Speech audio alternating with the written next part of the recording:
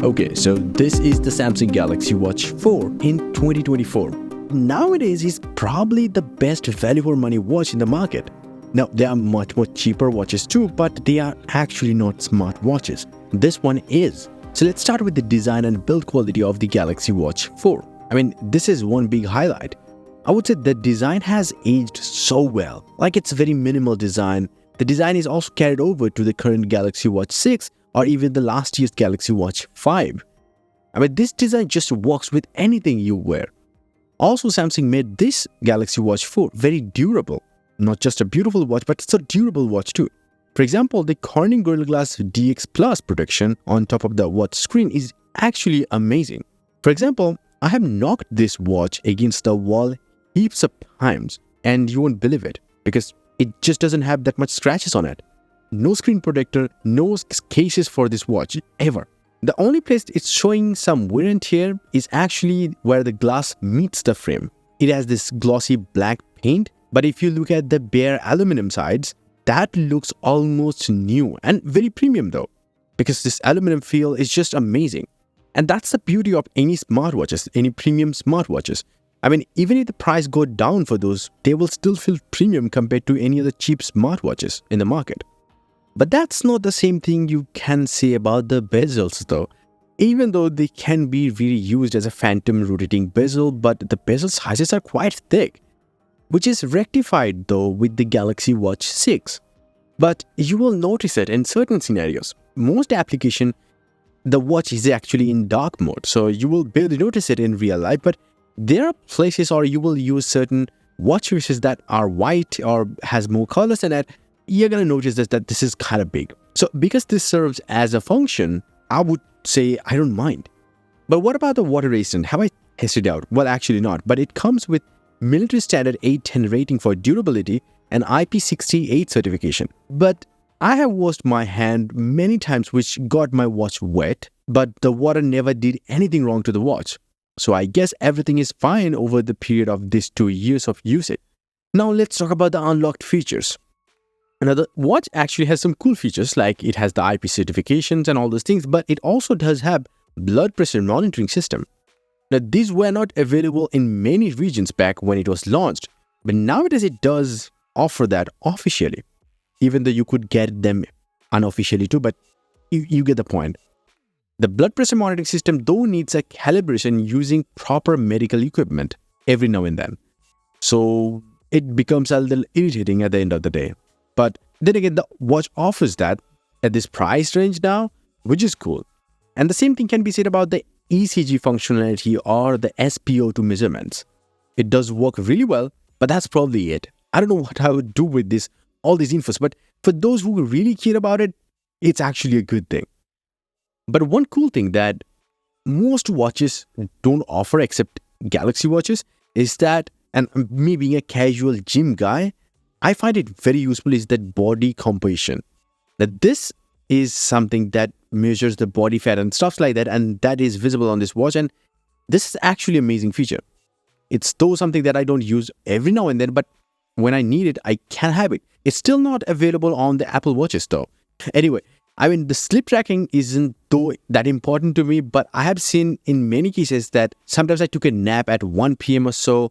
I woke up in between my sleep, the normal night sleep, and it did record every single of those things. And this is more interesting than you think to me.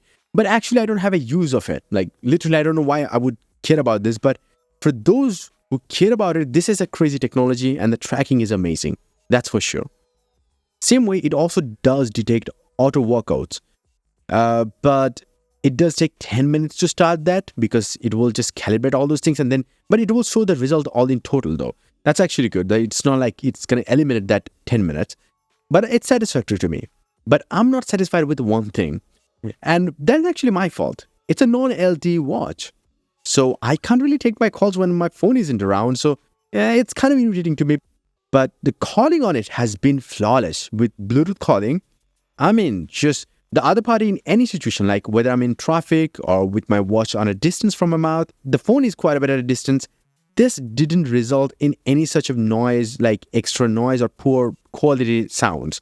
No, the other party never complained. So this is a big, big thing. Okay, so this is how I would sound like if the watch is about a feet distant from my mouth. But if I go closer, this is how I would sound like. And in case if I go about 2 feet distance, this is how I would sound like. It's exactly like this. This is about 2 feet distance. Now, if I play a music, but I would take the watch closer to my mouth, and if I play the music, I'm lowering down the volume quite a bit because I can't hear myself. So that is too really loud. But at this point, the watch is close to my mouth, and yet the music is still playing quite a bit loud. Can you hear me still, or you can't? So this is what the Galaxy Watch 4 sounds like while on a call. This is the maximum volume it can get, and the distance between the phone catching this video and the watch is about a feet. So The other big thing though is that the display. Now I do create a lot of watch faces. If you want them for free, you can just visit my website. But when I do create, I see the colors are not exactly accurately reflected on the watch. It is more vibrant. That's not entirely bad because that's what we want on a watch like gadgets. The most bright highlight of the display is actually the brightness and the pixels. You will never see the individual pixels on this watch. That is one part of this premium experience. Plus, this display is freaking bright. I mean, I didn't know how much bright it is because Samsung never mentioned that on spec sheet, but at least it can beat many smartphones in terms of brightness outside. And also stays on the higher brightness for a very long time. I would say like 9 out of 10 display this is. Next thing is the weird WearOS experience by Google. Now, this experience wasn't the best back when it was launched because it's a new Google and Samsung collaboration product. It wasn't fully functional, I would say, but it's much more mature now with more applications than ever. Google Assistant actually do work pretty seamlessly, even though Google Assistant kind of works a bit finicky sometimes, even on phones. So that's the same behavior you're going to see here. But the watch actually does its job perfectly fine. And you have the Play Store, so you can use the Google Maps on it if you want. The navigation works well on it, though it takes a lot of time to do those things. Sometimes also use an app to use this watch as a trackpad for my iPad Pro because the iPad Pro sometimes actually need the trackpad. Anyway, the Google Home works really well on this watch. The phone app is totally fine in terms of features and I totally like it. And for all of these watch experiences, I have 1.5 gigabytes of RAM and 16 gigabytes of storage on this device. And all of that is actually enough for casual listening on YouTube music. But the loading of the downloaded tracks take time. Same for pausing the playback or resuming it. It's kind of a little laggy, but okay, fine. I'm totally fine with the overall experience. The Exynos W920. It's a 5nm chipset made by Samsung Foundry, is behind all of this good and lackluster performance. What I mean by that is that sometimes it works like magic. It's just so good, so amazing, looking like a wow. But sometimes I've seen lags and stutters, like so many frame drops. Mostly happens when you turn on the watch, or you're using a heavy application like Google Maps or YouTube inside Samsung Internet and just coming back to the home screen. So it will show you all of these things. But yeah, you get the point. So that's why once I turn it on, I give it like a minute or so. And the same thing can be said about the charging. When you do charge it, the watch actually gets really warmed up. And after that, if you start to use it immediately, then it will show its performance deficiencies or thermal inefficiencies. But once you give it a minute to cool down, it's fine. Anyway, in terms of the performance, I mean, I'm not expecting too much because it's still a tiny little watch. Not too much power can be expected in it. But it will run the apps totally fine and for a few years now. But the same thing is not actually true for the battery life and mostly has to do with the Exynos W920. And this is something that is very important if you're buying a used smartwatch or a new one even. For example, if I charge it from 0 to 100 or 5 to 100, it will take somewhere like 1 hour 45 minutes to 2 hours. And even on top of that, in the whole year of usage, in the summer times, if the room temperature is quite high, like 38, 39 degrees, then this watch will actually slow down the charging speed to a point where even 2-3 hours, it only charges to 60% and then it's stuck right there. When it's getting charging, it's warmed up, and on top of that, this temperature will affect this device charging experience pretty badly. But the same way, the battery life isn't satisfactory. The battery life on the max I have got is 24 hours. Now, keep this in mind that I have used all the sensors in this time, even though I've kept the heart rate sensor to work only every other 10 minutes or so. Overall, I have the always-on display and everything on because that's how you should use a watch. And in that scenario, 24 hours is the max I got. Sometimes I got less than that, not more than that. And another thing is that the overnight, the drop of the percentage, even when you're not wearing it, is quite high, about 10% or so.